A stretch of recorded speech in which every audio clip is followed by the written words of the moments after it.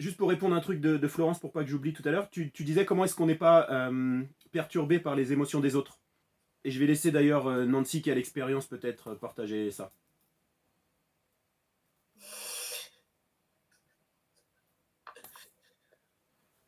Euh, mais c'est une super question. Moi, je me posais beaucoup la question aussi au début. Et donc, j'ai fait beaucoup d'entraînement pendant la formation et euh, comment dire, les faits ou la manière dont ça se passait ont répondu de manière assez naturelle. En fait, comme je suis en focus complètement sur la personne qui est en face de moi pour rentrer dans son monde, être attentif aux mots qu'il ou elle utilise, au langage corporel, etc., etc., en fait, je ne suis pas connectée avec mes émotions personnelles à ce moment-là.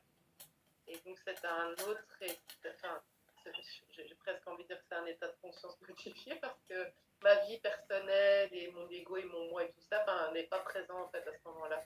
Et c'est pas que j'ai dû m'entraîner à le faire, ou en fait c'est d'une manière assez naturelle par la concentration. Et finalement, ça rejoint aussi la méditation, la position d'observateur, la concentration. On est toujours dans ce type de concept-là.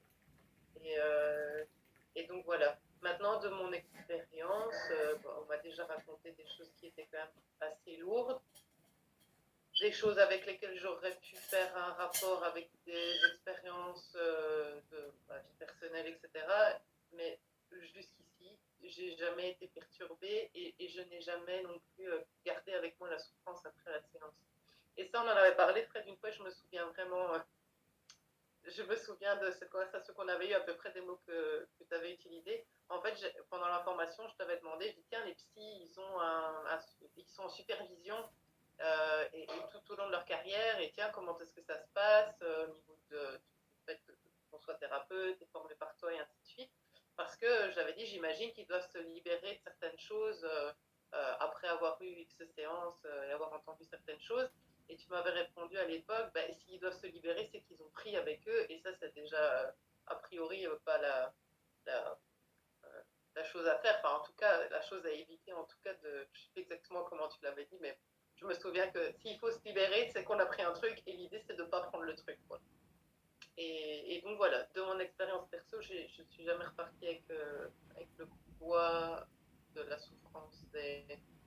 Au contraire, parce que comme souvent, il se passe des choses en séance qui sont euh, euh, gay dans le sens où c'est nourrissant, où il y a des prises de conscience, des mises en lumière de certaines choses, des états émotionnels, un peu comme ce qui s'est passé ici au début du webinaire finalement. On sentait que c'était difficile et puis après, voilà, on t'a vu rire et ainsi de suite. Et donc du coup, en fait, c'est très joyeux moi je repars tout ça avec ça et avec plus d'énergie qu'avant. Mais ce que j'en retire jusqu'ici, ça a toujours été du positif, de l'énergie et de la joie et pas de la souffrance ou un truc qui me colle et dont j'arrive pas à me débarrasser. Voilà. Et dans la discussion, parce que si on est, je reprends un peu, parce que j'ai lu un peu Rogers, l'approche centrée sur la personne, le fait justement d'être en relation au moment où l'on échange, est-ce qu'il n'y a pas une montée d'émotion qui pourrait arriver à un moment donné de l'échange en fait? Si on est connecté, disons, à l'autre, à ce qu'il dit, qu'on reformule, enfin, voilà, c'est ce que voilà, je me demandais en fait. C'est pas un moment Bah, où on n'a pas les yeux, enfin, on s'émeut pas d'une certaine manière de ce que la personne peut dire, ou quelque chose en effet qui fait écho à notre histoire. C'était aussi dans ce mode-là que voilà, je disais, quoi. Au moment où l'échange se passe. Voilà.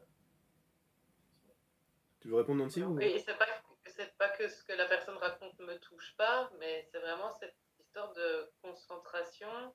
Le fait que s'il y a une émotion qui vient, même si c'est de la tristesse, c'est bien qu'elle vienne à ce moment-là et ça me met pas mal à l'aise parce que c'est bien, on va pouvoir explorer quelque chose ou alors ce qui est à sortir va pouvoir sortir et donc finalement c'est quelque chose de positif aussi.